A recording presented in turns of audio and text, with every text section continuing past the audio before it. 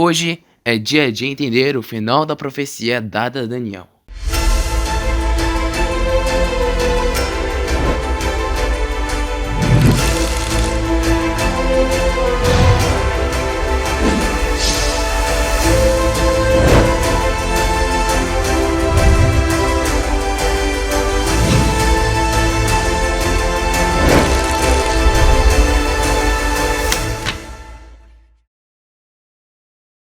Episódio de hoje, o final da profecia.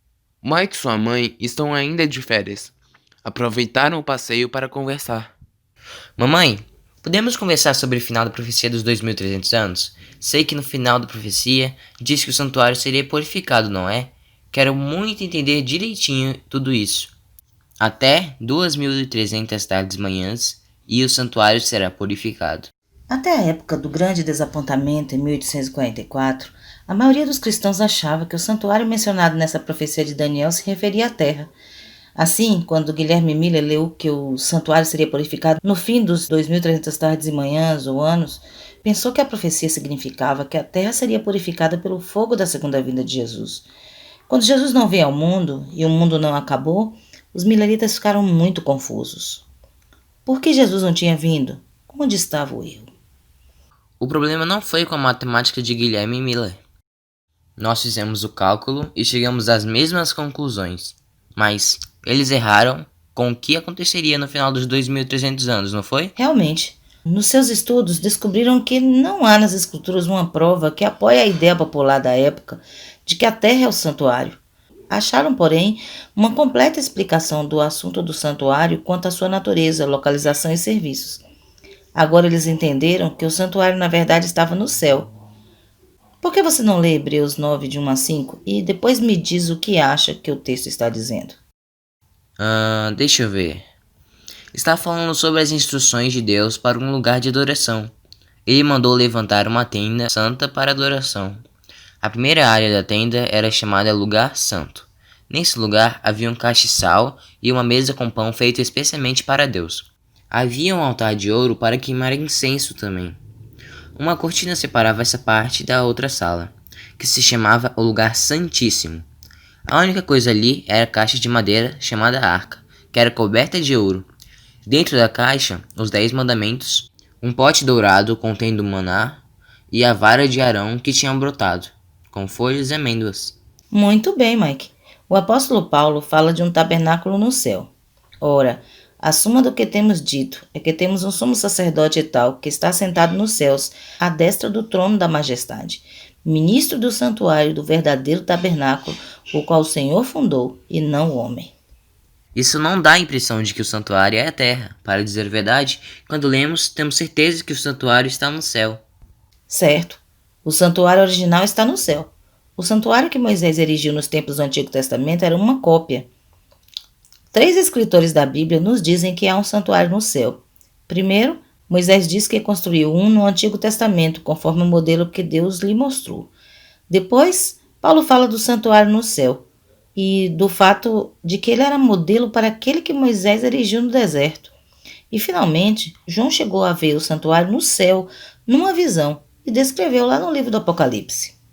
Para podermos entender a importância do santuário do céu, precisamos entender o que acontecia no santuário da terra. O santuário era uma tenda dividida em 2 partes distintas, cercadas por um pátio. No pátio estava o altar de sacrifícios e a pia. A primeira parte da tenda se chamava Lugar Santo e a segunda, Lugar Santíssimo. No Lugar Santo estava o candelabro, a mesa com 12 pães e o altar de incenso. E na parte mais importante e santa do santuário, chamado Lugar Santíssimo, estava a Arca da Aliança, com as tábuas dos 10 mandamentos. Todos esses móveis e o próprio santuário era uma representação real do que existe no santuário celestial que João viu. Era um modelo que trazia ao povo grandes significados espirituais. A morte do Cordeiro, por exemplo, apontava para Cristo Jesus, a nossa Páscoa, o verdadeiro Cordeiro de Deus que tira o pecado do mundo. Quando visualizavam o ritual do Santíssimo, aprendiam como eles mesmos eram salvos. O santuário era a escola da época que ensinava sobre a redenção. O santuário, com seus móveis e ritos, ilustrava verdades importantes do plano de Deus para restaurar a felicidade dos seres humanos. Era uma poderosa representação visual da esperança que só Deus pode oferecer a cada um de nós. Deus sempre esteve preocupado com a nossa segurança e felicidade. No ritual do santuário, reconhecemos um Deus que revela sua vontade e que deseja que seus filhos entendam os seus atos. Na época de Moisés, Deus desceu do Monte Sinai para ficar mais perto do seu povo no santuário. Mãe, da mesma forma, Cristo deixou o céu para vir habitar conosco. As pessoas podiam vê-lo, tocá-lo e ouvi-lo. Em Apocalipse 21:3 nos é dito sobre o futuro. Eis o tabernáculo de Deus com os homens. Deus habitará com eles. Um dia habitaremos eternamente com nosso Senhor. No pátio, todos os dias, pela manhã, ao nascer do sol, e pela tarde, ao pôr do sol, os sacerdotes sacrificavam um cordeiro macho de 1 ano de idade e sem defeito físico, e o colocava sobre o altar de holocausto. O sacrifício da manhã queimava até a tarde e da tarde até a manhã seguinte. Esse é o sacrifício contínuo. Esse sacrifício era por toda a nação de Israel. No sacrifício pelos pecados, o pecador trazia o inocente animal e sobre esse confessava o seu pecado e, finalmente, sacrificava o animal para receber o perdão dos pecados. O sacerdote pegava o sangue do animal e o derramava na base do altar. O sacrifício era queimado e o pecado perdoado. A seguir, consumia uma porção da carne do sacrifício, ou em alguns casos, apenas levava o sangue para o interior do santuário. Por esse rito, o pecador recebia o perdão e o sacerdote assumia a responsabilidade pelo pecado que fora perdoado. Mediante a aplicação do sangue no interior do santuário, o pecado era ali registrado até o dia da sua remoção definitiva, ou seja, no dia da purificação, que ocorria uma vez ao ano, o dia da expiação. No pátio, aprendemos que as coisas erradas que fazíamos e os pecados que cometemos têm consequências extremamente graves. Elas ofendem a Deus e muitas vezes machucam pessoas que deveriam receber o nosso amor e amizade. Havia esperança de perdão para os pecadores, mas o preço era a morte de um animal inocente. Nós mesmos não podemos produzir perdão. Precisamos de um mediador. Tudo que o pecador podia fazer era confessar o pecado e sacrificar o animal. Todo esse sistema de sacrifícios tinha o propósito de apontar para Cristo e para a obra que o Salvador realizaria na cruz do Calvário e no céu, em favor de cada um de nós. Para vivermos a experiência do perdão, precisamos dar pelo menos 3 passos. Primeiro, admitir que somos pecadores. Existe esperança para todo pecador que reconhece e carece da graça de Deus. Segundo, arrependimento. Sem arrependimento, não há perdão. Terceiro, confissão. A confissão é um passo que marca um novo começo em nossa vida. Você confessa seu pecado para Deus, e somente Ele pode perdoar seus pecados. Então, se você e eu fizermos o que nos entristece ou entristece a Deus, se a nossa consciência está nos acusando, se machucamos outras pessoas, podemos dar a mão para Jesus, confessar os pecados, aceitar o perdão dele. É isso? Sim, filho, há um amor infinito para perdoar e restaurar sua vida. O importante é aceitar o perdão que Deus quer lhe dar pelo seu sacrifício na cruz. No pátio, também encontrávamos uma bacia de bronze, a pia. Nessa bacia com água, os sacerdotes deveriam se purificar antes de ministrar no altar ou entrar no santuário. O ensino básico da bacia é sobre a pureza que Deus pede daqueles que dele se aproximam. Ao usarem a água da bacia para se purificar, os sacerdotes estavam ensinando ao povo que Deus não apenas nos perdoa no altar, mas também remove o pecado de nossa vida. Toda a contaminação deve ser removida daqueles que se apresentam diante de Deus. O Senhor deseja que cultivemos pureza de mente, pureza de corpo e pureza em nossos relacionamentos. Embora seja difícil ser puro em um mundo contaminado pelo pecado, devemos estar constantemente avançando em direção a uma vida de pureza com Deus. Se eu tenho um hábito ruim, posso pedir a Deus que me ajude a ser limpo, e assim ser como diz o voto dos desbravadores, puro, bondoso e leal. Isso mesmo. Deus deseja hoje que vivamos a pureza e a santidade que vem dele. Devemos crescer a cada dia em graça para em breve receber de Deus um corpo incorruptível e viver em um lar de amor e eterna felicidade. Precisamos buscar a Cristo todos os dias para que sejamos lavados e purificados pelo seu sangue. Ao entrarmos no primeiro compartimento do santuário, chamado Lugar Santo, encontramos a mesa com 12 pães. Estes eram chamados os pães da presença e deveriam ser trocados a cada sábado, quando eram substituídos por outros novos. A mesa com pães traz a ideia de alimento e sustento. Também ensina que Deus é o supremo provedor das necessidades materiais e espirituais de seu povo. A mesa com pães no lugar santo do santuário ensinava o povo a ter confiança em Deus para o sustento diário de suas necessidades físicas e espirituais. Examinando a mesa com pães no santuário, aprendemos que os esforços humanos são importantes e necessários, mas que é Deus que provê o nosso sustento material e espiritual. Assim como nosso corpo precisa de alimento físico para sobreviver, nossa natureza espiritual precisa ser alimentada com as verdades da palavra de Deus. Em Deuteronômio lemos: "Não só de pão viverá o homem, mas de tudo que procede da boca do Senhor viverá o homem." O mesmo versículo que Jesus disse para Satanás em suas provações no deserto. Há 3 atitudes que devemos desenvolver para desfrutar das promessas de Deus: confiança, alegria e entrega. Eu confio plenamente no meu amigo. Sei que ele nunca deixará faltar nada que eu realmente precise e sei que nunca vou estar sozinho. Ele sabe o que é melhor para nós e no tempo exato agirá em nosso favor. Sei que é seu desejo confiar nas promessas da palavra de Deus e receber as bênçãos de uma vida melhor ao lado desse amigo maravilhoso. Eu também. O santuário israelita continha um candelabro com 7 lâmpadas para iluminar o ambiente e ensinar algo importante sobre o plano da salvação. A criação do mundo começou com a luz. Haja luz, foi a ordem divina, e a terra escura e caótica começou a tomar forma ao receber a luz. A luz no santuário simbolizava a presença divina e apontava para Jesus Cristo, a luz e a salvação do mundo. Algumas pessoas querem mudar a Bíblia para ajustá-la ao seu modo de vida. Porém, a Bíblia é o farol imutável de Deus. É a luz infalível de Jesus Cristo a nos mostrar o caminho.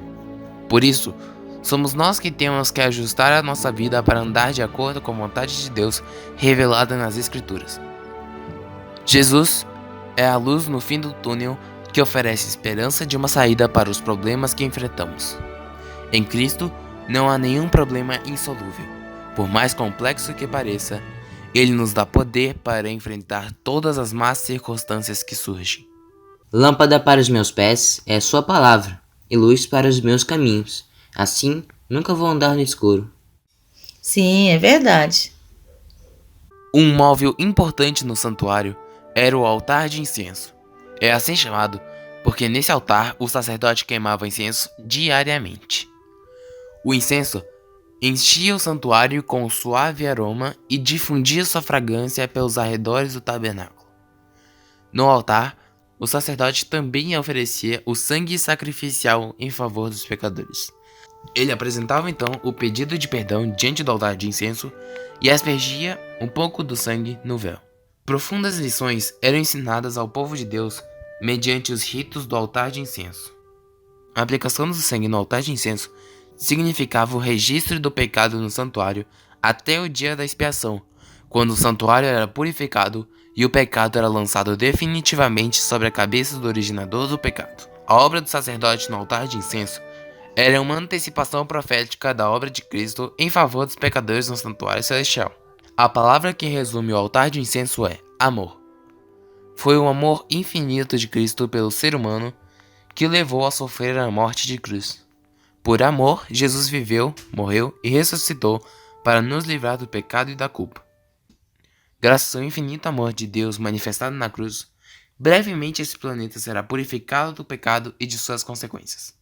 Eu tenho certeza que como incenso as minhas orações também chegará até Deus, e Ele sempre me escuta. Mãe, a senhora diz que Deus sempre responde, né? Ou Ele diz sim e dá o que eu pedi se for bom para mim, ou Ele diz não e com certeza aquilo não era bom para mim mesmo que eu achasse. Ou então Ele responde, espera, pois ainda não é a hora. Mas Ele sempre vai me responder. Você aprendeu direitinho, Mike. É isso mesmo. Os sacrifícios e o cerimonial eram realizados 2 vezes por dia, todos os dias. Era realizado pelo sacerdote, mas uma vez por ano acontecia a cerimônia especial, e somente nesse dia é que alguém entrava no Santíssimo, o lugar onde estava a Arca da Aliança, e quem entrava era o sumo sacerdote, só ele podia entrar. Lá era onde estavam guardados os 10 mandamentos, e a presença de Deus se mostrava acima, entre os anjos de ouro. Mas só quem podia entrar nesse lugar especial era o sumo sacerdote, ninguém mais. Uma vez ao ano, todo o povo de Israel deveria se apresentar ao Senhor para a purificação do santuário. Era o dia da expiação dos pecados de todo o povo, o Yom Kippur. Era oferecido um sacrifício por todo o povo, e então o sacerdote escolhia 2 bodes perfeitos. Ele lançava sorte sobre eles, um bode para o Senhor e o outro era o bode do mal. Então, o sumo sacerdote sacrificava o bode do Senhor e levava o sangue para o outro lado da cortina, dentro do lugar santíssimo do santuário. No lugar santíssimo achava-se a arca, uma caixa recoberta de ouro. Acima da arca estava o propiciatório. Sobre este, 2 querubins de ouro maciço. Esses querubins olhavam reverentemente para a arca, representando o respeito dos anjos celestiais pela lei de Deus. Neste compartimento, a presença divina se manifestava na nuvem de glória entre os querubins. Este era o lugar onde Deus manifestava sua presença. Este lugar em cima da arca, onde a luz de Deus aparecia e brilhava com muito poder, era chamado de Shekinah. E na arca da aliança estavam guardadas as tábuas dos 10 mandamentos, que revelavam o caráter de Deus, que ele mesmo escreveu em 2 pedras e entregou a Moisés, a vara de Arão, que floresceu na escolha da tribo de Levi para cuidar do santuário, e também um pote com um pouco de maná que Deus mandou para alimentar os israelitas no deserto e que nunca apodrecia nem se perdia. Estes objetos estavam guardados na arca, o móvel mais importante do santuário, pelo seu significado. Maná era uma lembrança que Deus sempre proverá. A vara de Arão trazia a lembrança de que Deus é que controla o seu povo. Ele é quem decide. Ele é quem está no comando sempre. As tábuas dos 10 mandamentos nos lembra Deus como sendo 100% amor e 100% justiça. Ela revela seu caráter. Seremos julgados baseados na lei. O sumo sacerdote respingava o sangue do sacrifício sobre a tampa da arca, o propiciatório. Dessa forma, de modo simbólico, o sacerdote reunia todos os pecados dos israelitas durante o ano que havia terminado e os tirava do santuário. Nesse dia, uma vez por ano, o pecado era perdoado e finalmente extirpado do meio do povo, preservando assim o relacionamento do povo com Deus e renovando a vida espiritual e física de Israel. No santuário está esboçado todo o plano de justificação e santificação para os seres humanos. No altar de sacrifícios, a esperança de perdão. Na pia, a esperança de pureza. Na mesa, a esperança de comunhão e sustento. No candelabro, a esperança de iluminação. No altar de incenso, a esperança de intercessão. No propiciatório, a esperança de remissão. Na arca do concerto, ou arca da aliança, a esperança de obediência e felicidade. No cordeiro, a esperança de salvação. Depois de sair do santuário, o sumo sacerdote colocava as mãos sobre a cabeça do segundo bode, o do mal. Era chamado de Azazel e confessava todos os pecados de Israel. Isso representava transferir todos os pecados para o bode. Então esse bode era levado para o deserto e solto lá. Ele era chamado de bode expiatório. Ah, já ouvi falar de bode expiatório na escola. É assim que a gente chama alguém que é castigado por alguma coisa que outra pessoa fez, não é? Sim, é daí que vem a palavra. No dia da expiação, quando o bode expiatório era levado embora, ele carregava simbolicamente consigo todos os pecados que tinham sido acumulados no santuário o ano inteirinho. E os pecados de alguém que não tivessem sido confessados? O bode expiatório também carregava esses pecados? Não, era realmente importante confessar todos os pecados e pedir perdão antes do dia da expiação. Caso contrário, a pessoa permanecia culpada até que confessasse. Imagino como deve ser ruim sentir isso. A profecia de Daniel diz que o santuário deveria ser purificado no fim dos 2300 dias. Nos tempos bíblicos, o santuário do qual falamos na terra era purificado pela obra da expiação, uma vez por ano. E assim agora, o santuário celestial seria purificado da mesma forma. Em 1844, no fim da profecia dos 2300 dias, o sumo sacerdote Jesus começou a fazer a expiação pelos nossos pecados no lugar santíssimo do santuário do céu para remover todos os pecados confessados ao longo dos anos. Todos os que se arrependem do pecado e manifestam fé em Jesus têm direito aos benefícios de sua expiação. Ele já está fazendo isso há um bom tempo. Deve estar quase terminando. Deve estar sim. Por isso é importante estarmos prontos cada dia para encontrá-lo. Este foi o cumprimento da profecia dos 2300 anos de Daniel 8 e 9 que estudamos. Todos os cálculos estavam certos. E como diz que no final o santuário seria purificado, sabemos agora que o santuário que seria purificado era o do céu. E quem seria o sumo sacerdote? Ninguém teria condições de nos apresentar a não ser Jesus. O santuário do céu é o próprio centro da obra de Cristo em favor dos homens. Ele diz respeito a cada alma que vive na terra. Abre ante nossos olhos o plano da redenção, conduzindo-nos através do tempo ao próprio fim e revelando o triunfante resultado da controvérsia entre a justiça e o pecado. É essencial que todos nós investiguemos inteiramente esses assuntos e sejamos capazes de dar a cada um que nos pedir a razão da esperança que estes conteúdos nos trazem. Puxa, agora eu entendi. Jesus era o Cordeiro. Jesus é a água viva. É a luz do mundo e o pão da vida. O sumo sacerdote que ofereceu o seu próprio sangue. Que aula incrível o santuário dava para os israelitas, mostrando exatamente como as coisas iriam acontecer e como seria a história da nossa salvação e redenção.